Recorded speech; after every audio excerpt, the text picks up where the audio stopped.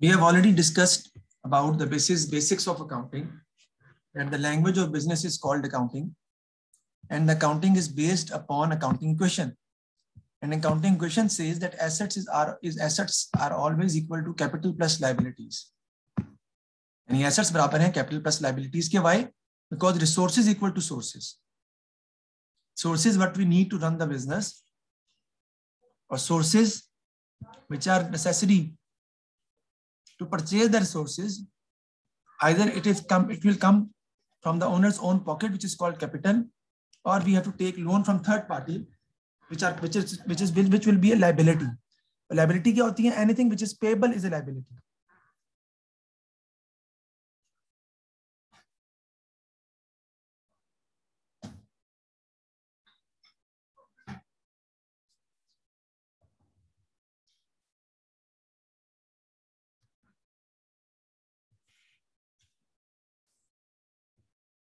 Assets दो किस्म की होती हैं जी. एक होती है नॉन करंट एसेट्स, आपके सामने नजर आ रहे हैं, और एक होते हैं current assets. Non current assets are those assets which are not expected to be converted into cash within 1 year, जो कि नॉर्मल हालात में, नॉर्मल कोर्स ऑफ बिजनेस में 1 साल में कैश में कन्वर्ट नहीं होती. For example building, machinery, fixer and fitting, land, motor vehicle, equipment, premises, fittings, ये सब आपके कहलाते हैं non current assets. They are purchased and retained in the business. They are used for more than 1 year. They are not for resale purpose. They are retained in the business to run the business. वो कहलाते हैं non current assets. और आमतौर पर ये 1 साल में cash में कन्वर्ट नहीं होते, because they are basically a part of business. For example academy में बिल्डिंग जो है और फर्नीचर जो है वो उन्होंने बेचने के लिए तो नहीं खरीदा ना. The purpose of that furniture and building is to use the building to earn profit by running the business in the building. ये कहलाते हैं नॉन करंट एसेट्स, जो कि 1 साल में कैश में कन्वर्ट नहीं होते. एग्जांपल मैंने बता दिए, building, land, fixture, machinery, motor vehicle, equipment, premises. Current assets क्या होते हैं?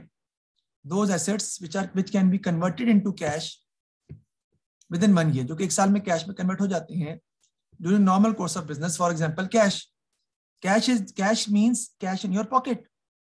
जेब में जो कैश पड़ा हुआ है वो तो ऑलरेडी कैश में कैश है. और बैंक में अगर कैश आपने डिपॉजिट कराया है, if you have deposited the amount into the bank, you can withdraw that amount easily. That is also your asset. So bank will also be considered as an asset.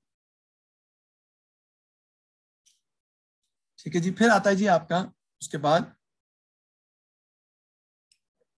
Inventory. Inventory क्या होती है?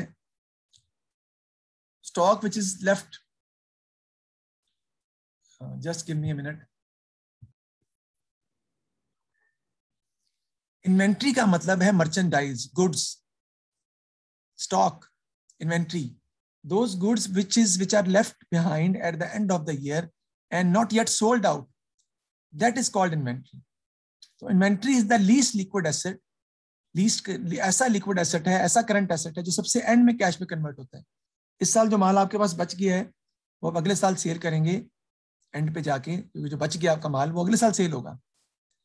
वो कहलाती है आपकी inventory. और inventory ऐसी चीज होती है जो सबसे एंड पे बिकती है, क्योंकि इस साल तो वो बच गया है तो अब अगले साल ही जाके बिकेगा ना. फिर आपके आते हैं trade receivables. Trade receivables are those people who owe us money, and those people, में आप भी लिख सकते हैं,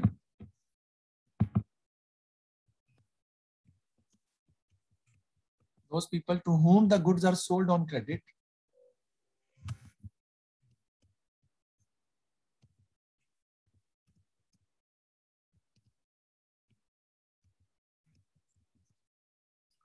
to whom the goods are sold on credit.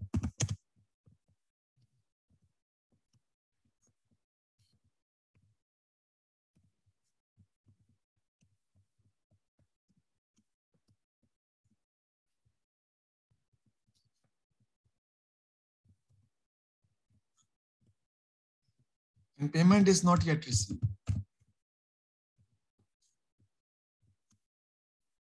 यहाँ पे कहलाते हैं ट्रेड रिसीवेबल्स. अकाउंट रिसीवेबल भी कहते हैं.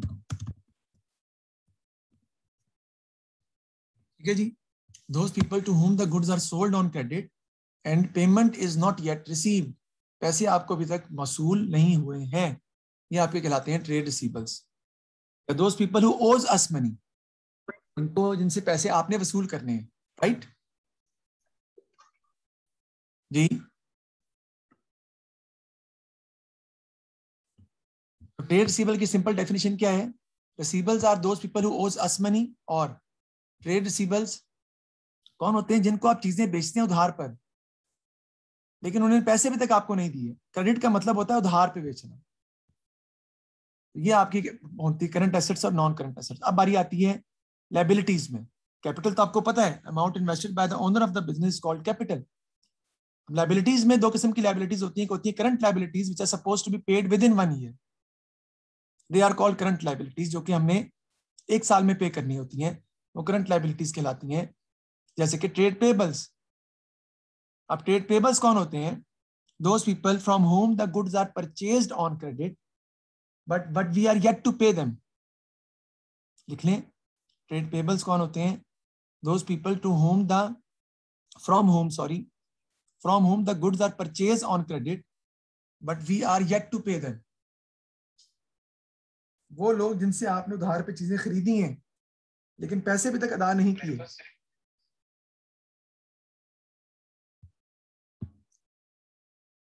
दोज पीपल जिन्होंने तो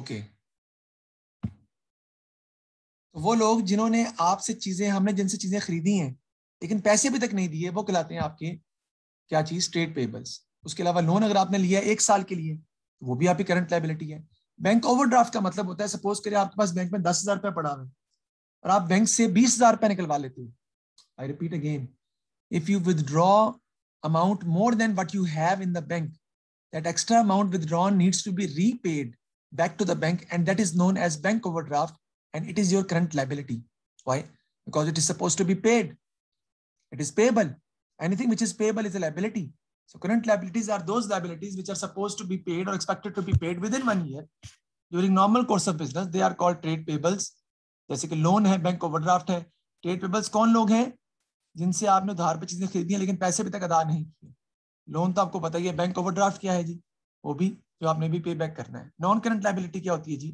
non current liabilities are those liabilities which are not expected to be converted to cash within 1 year. क्योंकि 1 साल में कैश में कन्वर्ट, ये गलत लिखा हुआ है, which are not expected to be paid within 1 year. ठीक कर लीजिएगा इसको. Which are not expected to be paid within 1 year, यानी bank loan, mortgage loan which are used for more than 1 year.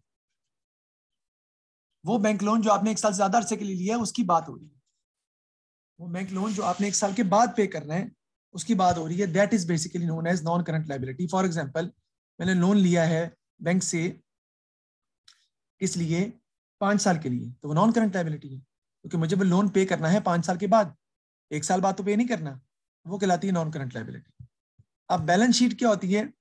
It shows the financial position of the business at a particular date. It is prepared at the end of the year, और उसमें हम लिखते हैं assets और liabilities लिखते हैं balance sheet में. Income statement जो हम बनाते हैं वो मैं लिखवा देता हूं आपको. इनकम स्टेटमेंट जो है वो क्या होती है? इनकम स्टेटमेंट इज प्रिपेयर्ड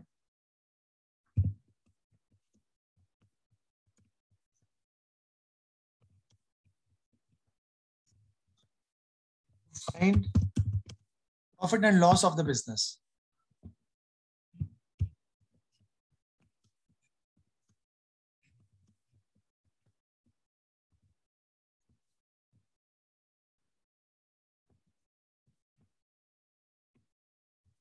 ऐसे by comparing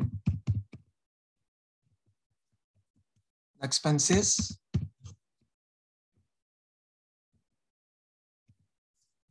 particular year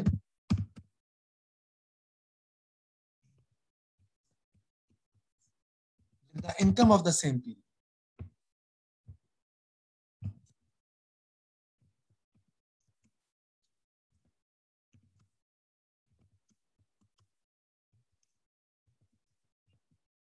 ठीक है जी, ये कहलाते हैं जी आपके income statement. Income statement is prepared to find profit and loss of the business by comparing the expenses of a particular year with the income of the same period, वो आपके कहलाते हैं जी इनकम स्टेटमेंट कहलाती है आपकी। ठीक होगी जी बात। और इनकम स्टेटमेंट हम बनाते हैं, उसमें हम क्या करते हैं, हम एक साल के एक्सपेंसेस को एक साल की आमदनी जो आपने कमाई है उससे कंपेयर करते हैं, तो आपको पता चलता है कि बिजनेस को फायदा हो रहा है या नुकसान हो रहा है। That is the purpose of income statement.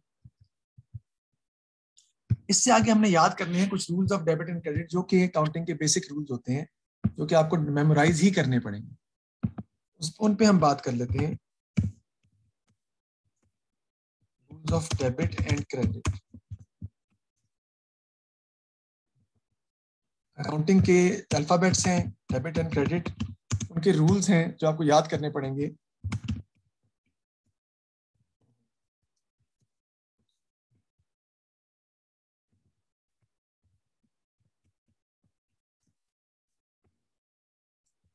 ये देखें जी, assets,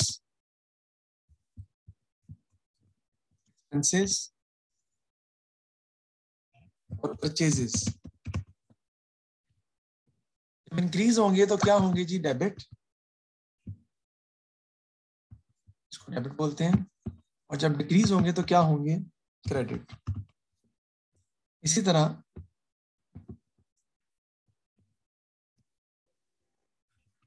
liabilities, income, sales and capital increase होंगे तो क्रेडिट होंगे और डिक्रीज होंगे तो डेबिट होंगे। ये रूल्स हैं जो आपको डेफिनेटली याद करने पड़ेंगे। ये आपके एक रूल है और एक ये दूसरे रूल्स हैं आपके। एसेट्स, एक्सपेंसेस और परचेजेस जब इंक्रीज होंगे तो डेबिट होंगे, जब डिक्रीज होंगे तो क्रेडिट होंगे। लायबिलिटीज, इनकम, सेल्स और कैपिटल जब इंक्रीज होगा तो क्रेडिट होगा, डिक्रीज होगा तो डेबिट होगा। ये इन रूल्स पर पूरी अकाउंटिंग बेस्ड है। You have to understand and follow these rules and memorize these rules to understand accounting, because accounting is based upon dual aspect concept, and dual aspect concept says that every transaction has two aspects, one on the debit side and one on the credit side. उसके बाद मैंने आपको concept पढ़ाया था, business entity concept पढ़ाया था। ये वो क्या होता है, उस पर हम दोबारा बात करते हैं आज।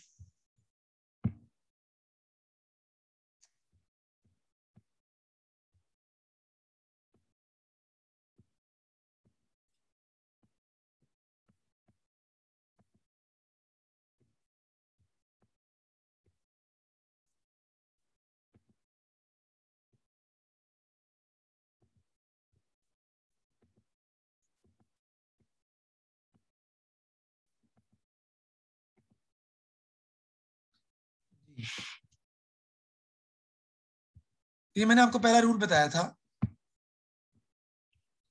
कि ये जो बंदा खड़ा हुआ है सामने आपकी दीवार के पीछे, ये कौन है, ये बेसिकली ओनर है। और इस कॉन्सेप्ट को हम कहते हैं business entity concept. Business entity concept says that business is separate from the owner, and in accounting we are business not the owner. हम बिजनेस है, ओनर नहीं है। Business is an artificial person other than the owner, we assume this in accounting. Accounting में हम assume करते हैं कि business एक आर्टिफिशियल पर्सन है ओनर के अलावा। और ये ओनर किस तरफ देख रहा है, हमें देख रहा है। We are business and he is worried about his money, that what we are going to do, either he is going to have profit or loss। और वो कैपिटल का पैसा जो उसने लगाया है उसके लिए वो परेशान है कि पैसा उसे कब वापस मिलेगा प्रॉफिट के साथ। हो सकता है वापस हम पे ही ना कर सकें, ये भी मुमकिन है।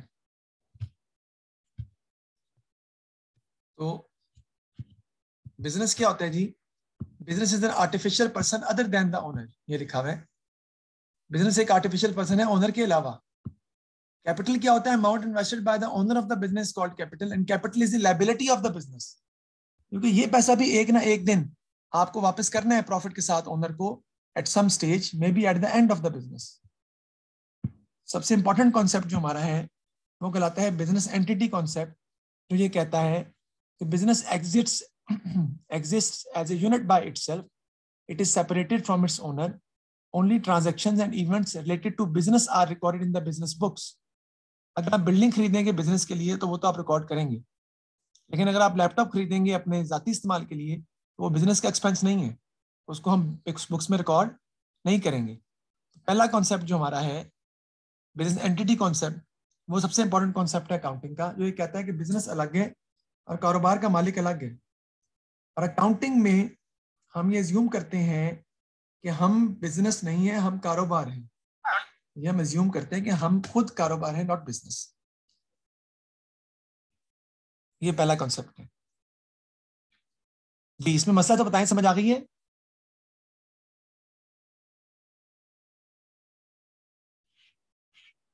Any problem? No sir. Okay, ये सबसे इंपॉर्टेंट कॉन्सेप्ट है अकाउंटिंग एंटिटी कॉन्सेप्ट। उसके बाद आता है जी आपका accounting period concept. Accounting period concept ये कहता है कि आप अपनी फाइनेंशियल स्टेटमेंट्स या आप अपने अकाउंट साल के एंड में बनाते हैं, हर साल के एंड में, यानी हर साल के एंड में आप अपनी इनकम स्टेटमेंट बनाएंगे, उसमें एक साल के एक्सपेंसेस लिखेंगे, एक साल की आमदनी लिखेंगे, ताकि पता चले कि आपको प्रॉफिट हो रहा है या लॉस हो रहा है। इसी तरह एक साल के एंड पे आप बैलेंस शीट बनाते हैं, ताकि आपको पता चले बिजनेस के पास कितने एसेट्स हैं और कितनी लाइबिलिटीज हैं। ये देखने के लिए हम बैलेंस शीट भी बनाते हैं। That is known as accounting period concept, जो कि एक साल का भी हो सकता है, एक महीने का भी हो सकता है, 3 महीने का भी हो सकता है, 6 महीने का भी हो सकता है और साल का भी हो सकता है। But that year can be from 1 January to 31 December and that year can be from 1 September to 31 August. कोई भी 12 मंथ पीरियड हो सकता है।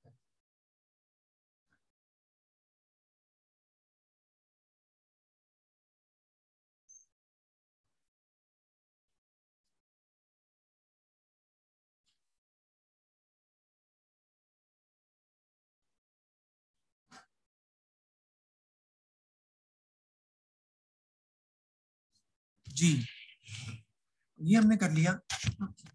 अब नेक्स्ट कॉन्सेप्ट तरफ हम चलते हैं कि वो हमारा जो है वो कौन सा होता है। वो है जी मॉनेटरी कन्वेंशन। अब मॉनेटरी कन्वेंशन जो है वो ये कहता है जी आपको कि अकाउंटिंग में आप सिर्फ उन चीजों को रिकॉर्ड रख सकते हैं जिनको आप पैसों में लिख सकते हैं, मॉनेटरी टर्म्स में। Otherwise you can't go for the record. जिन चीजों को पैसों में आप मेजर कर सकते हैं, सिर्फ उनको अकाउंटिंग में रिकॉर्ड कर सकते हैं। For example, Ishfaq, I have great affection with you and Hasnain, can I buy laziness from you? Can I buy your attitude? How much are you willing to sell? अगर मैं No, sir, you can't buy it.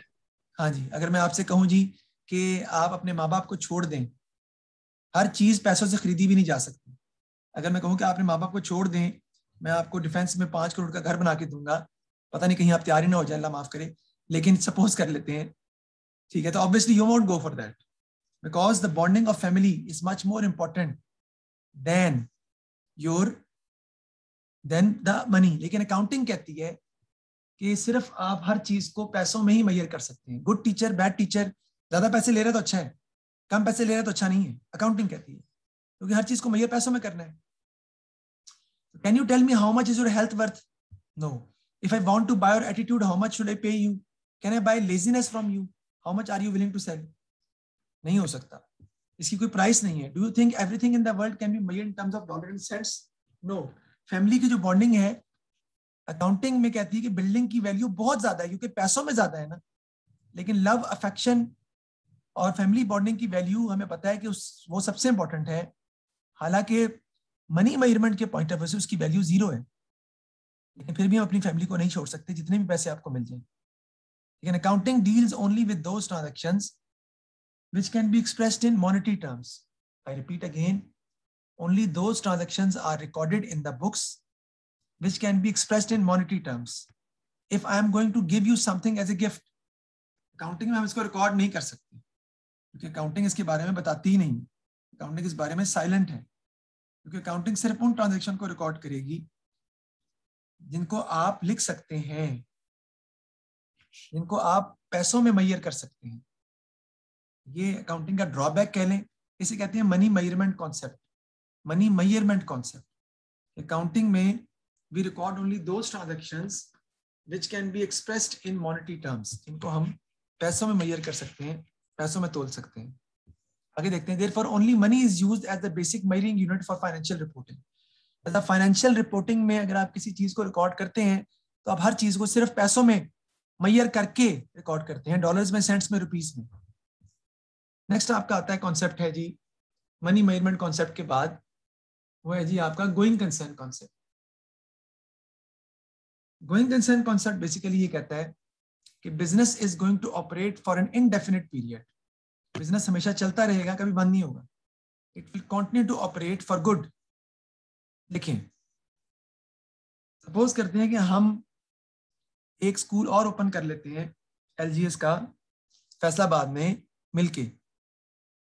क्या समझते हैं हम कल school आज open करेंगे और हमें लॉस पहले साल होगा तो हम बंद कर देंगे? हम बंद नहीं करेंगे। We will continue the school in the hope that this loss may be converted into profits in the future years, maybe after 3 years, 4 years. So every business is always started with the objective of going concern. हमारा motive behind the scene यही होता है कि business चलता रहे और हम भी बिजनेस से खाएं और हमारी आने वाली नस्लें भी खाएं। मैंने ये नहीं कहा कि बिजनेस बंद नहीं हो सकता, हो सकता है, लेकिन आपका मकसद जब बिजनेस स्टार्ट करना होगा तो इसी नीयत के साथ होगा कि बिजनेस चलता रहे, हमेशा बंद ना हो। उसको बेसिकली कहते हैं हम going concern. Imagine you just set up a new company. Do you think you want to sell off your business next year? Why not? Obviously not. Assumption क्या है? The business entity will continue to operate and it will not close down. Business जो है वो चलता रहेगा, वो close नहीं होगा। It will continue to operate and it will not close down. ये आपका कहलाता है बिजनेस एंटिटी कॉन्सेप्ट। कहता है business will continue to operate for unforeseeable future time period. हम ये अज्यूम करते हैं कि बिजनेस हमेशा चलता रहेगा अनफोरसीबल फ्यूचर टाइम पीरियड पे, यानी business entity will continue to operate और ये बंद नहीं होती है। हो सकती है, हमारा मकसद जब बिजनेस स्टार्ट करते हैं तो यही होता है कि बिजनेस चलता रहे। अच्छा, इसीलिए आपका जो माल बच जाता है साल के एंड में वो जाया हो जाएगा? नहीं, वो इन्वेंट्री नेक्स्ट ईयर की बन जाएगी opening inventory. I repeat again, closing inventory है इस साल की, वो बन जाएगी नेक्स्ट ईयर की ओपनिंग इन्वेंट्री। इसका मतलब है कि आपका कोई भी स्टॉक जाया नहीं होगा। आपका जो माल आप इस्तेमाल कर रहे हैं वो अगले साल की बन जाएगी ओपनिंग इन्वेंट्री। जाया कोई चीज नहीं होती हो रही। इसी तरह वो लोग जिनको हम इस साल पैसे पे नहीं कर सके, हमारे ट्रेड रिसीवेबल थे, जिनको हमने चीजें बेची थी लेकिन अभी तक उन्होंने पैसे अदा नहीं किए, तो क्या मतलब है? वो हमारे पैसे मर गए? नहीं मिलेंगे, हमें मिलेंगे। Because business is going concern, they will pay us in the next year, no problem. हम उनसे कहेंगे आप नेक्स्ट ईयर पैसे दे दें। They believe that business is a going concern, we believe that our business is a going concern. इसी तरह trade payables हैं।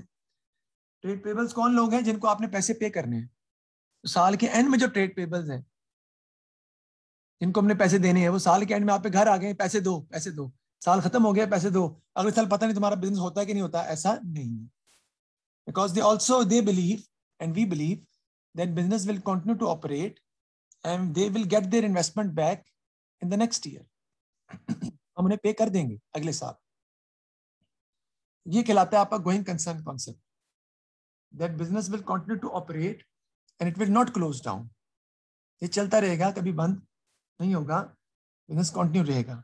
हम इस कॉन्सेप्ट के तहत, इस असम्पशन के तहत बिजनेस को रन करते हैं। ठीक है जी, आगे देखते हैं जी historical cost concept. Historical cost concept says that all non current assets कौन से होते हैं? Building, machinery, motor vehicle, land, furniture, they are always recorded at their original cost price. Non-current assets are recorded at their original cost price, the price at which they are purchased for the first time. लिखना है तो लिख लें साथ साथ।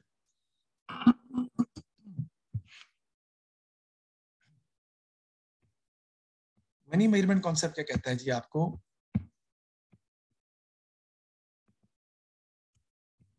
Only those transactions are recorded in the books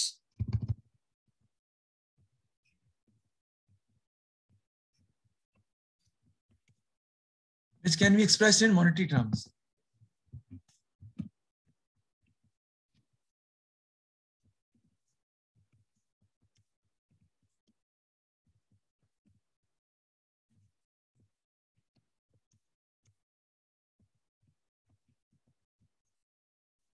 can be expressed in monetary terms, इनको हम पैसों में लिख सकते हैं, लिख लें आप साथ। और ये कहलाता है आपका मनी मेजरमेंट कॉन्सेप्ट। और गोइंग कंसर्न क्या कहता है जी? कहते हैं जी business will continue to operate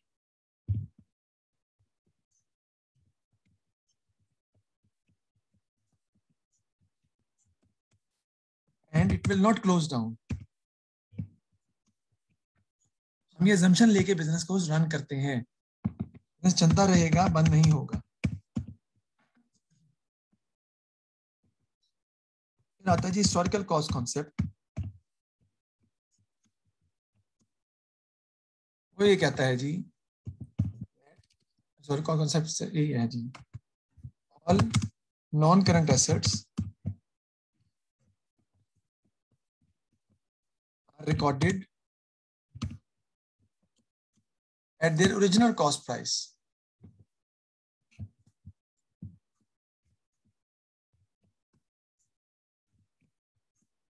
Price at which they are purchased for the first time.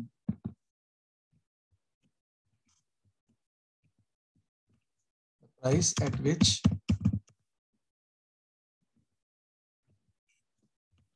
they are purchased for the first time. Spelling की मिस्टेक होगी तो उसको इग्नोर कर दें। ये कहलाता है हिस्टोरिकल कॉस्ट कॉन्सेप्ट कि all non current assets are basically purchase not for resale purpose, they are used for long period of time. हम उसको रिकॉर्ड करते हैं उसकी ओरिजिनल कॉस्ट प्राइस पर, जितनी प्राइस आपने एक्चुअली पे की होती है, अदर देन कि उसकी अब मार्केट में कीमत कितनी है। मार्केट वैल्यू हम इग्नोर कर देते हैं, क्यों? क्योंकि market values fluctuates all the time, it can never be stagnant, it will continue to change. आज आपके घर की वैल्यू कुछ और है, कल कुछ और होगी। कोरोना की वजह से प्रॉपर्टी की वैल्यू गिरना शुरू हो गई थी, फिर बढ़ना शुरू हो गई है। ये देखें वर्ल्ड ट्रेड सेंटर में 9/11 से पहले प्राइसेस बढ़ रही थी, लेकिन जैसे ही वो जहाज टकराया तो प्राइसेस ने क्या करना शुरू कर दिया, गिरना शुरू हो गई। लेकिन हम अकाउंटिंग में अपने एसेट्स को कॉस्ट प्राइस पे रिकॉर्ड करते हैं, जिसका मार्केट प्राइस से कोई ताल्लुक नहीं है।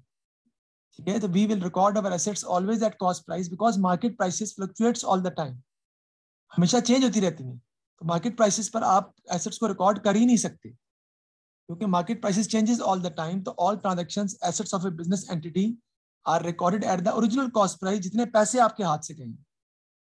यही वजह है कि all assets owned by the business are assumed to be known into the unknown future. हम एसेट्स खरीदते हैं इस्तेमाल करने के लिए, बेचने के लिए नहीं खरीदते।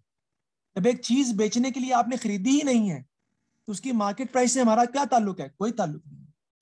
जब एक चीज आपने परचेज की अपने पास रखने के लिए, इस्तेमाल करने के लिए, उसका मार्केट प्राइस से कोई ताल्लुक नहीं होगा, क्योंकि हमने उसको जब बेचना ही नहीं है। मैंने ये नहीं कहा कि बेच सकते नहीं है, सकते हैं, लेकिन जब मकसद उसको परचेज किया था तो मकसद ये था कि हमने इसको सेल नहीं करना, सेल करने के लिए नहीं खरीदा था। Hence we value the assets of a business at historical cost. हम हमेशा historical cost पर assets को value करते हैं। और historical cost क्या होती है?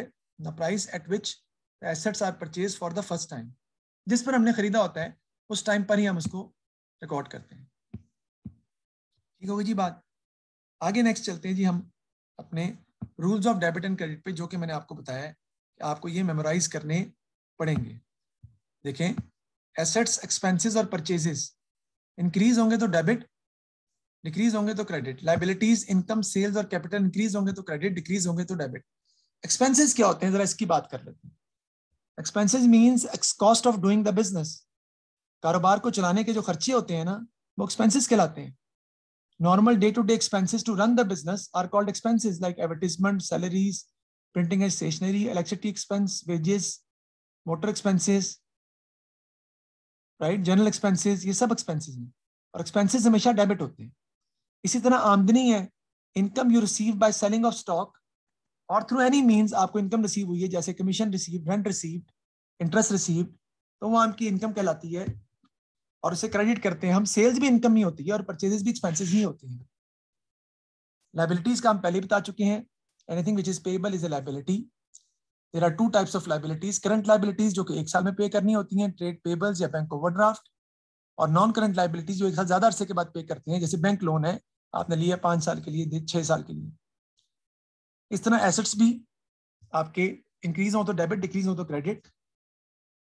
करंट एसेट्स होते हैं जो कि 1 साल में कैश में कन्वर्ट हो जाते हैं, inventory, trade receivable, cash, bank. और नॉन करंट एसेट्स जो कि 1 साल में कैश में कन्वर्ट नहीं होते, building, machinery, motor vehicle, land, furniture, equipment. तो ये रूल्स जो हैं वो आपको याद करने हैं और इन रूल्स के हिसाब से ही हम क्वेश्चन को सॉल्व जो है वो कर सकते हैं। तो थोड़ा सा इसके ऊपर बात करते हैं अब हम डेबिट क्रेडिट के ऊपर। बाकी चीजें हमने डिस्कस कर ली हैं। तो ये आपके पास ट्रांजैक्शन लिखी हुई है, started business with 12,000 in cash, नजर आ रहा है आपको सामने। तो कैश हमारा जो है वो क्या है, एसेट है। कैश हमारा क्या है जी, एसेट। एसेट हमारा क्या हो रहा है जी, इंक्रीज हो रहा है। इंक्रीज हो रहा है तो ये क्या होगा, ऑब्वियसली ये डेबिट होगा।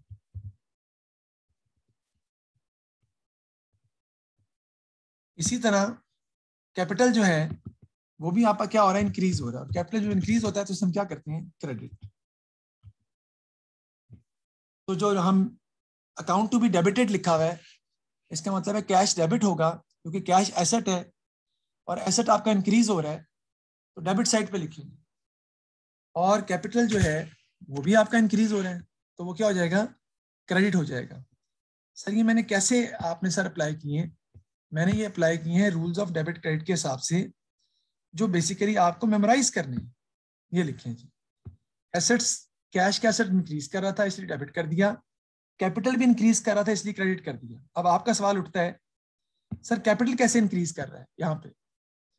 बेटा हम कौन है, हम बिजनेस हैं या ओनर हैं, कोई भी बता दे। सर अकाउंटिंग के हिसाब से हम बिजनेस हैं। हम बिजनेस हैं, हम बिजनेस हैं। इसका मतलब क्या हुआ कि बिजनेस के पास कारोबार के मालिक का पैसा बढ़ रहा है, because the capital is the amount of money lies with the business which rests with the business which rests with the owner. The amount is basically belongs to the owner. तो कैपिटल का पैसा, जो कारोबार के मालिक का पैसा है, वो हमारे पास बढ़ रहा है, तो कैपिटल इंक्रीज कर रहे हैं इसलिए क्रेडिट होगा। और ये पैसा हमारा नहीं है क्योंकि हम बिजनेस हैं, और हम ये सपोज करते हैं कि बिजनेस एक आर्टिफिशियल बन रहा है ओनर के अलावा। तो ये इंपॉर्टेंट कॉन्सेप्ट आपका सबसे पहला जो कि आपको जो है वो सॉल्व करना है।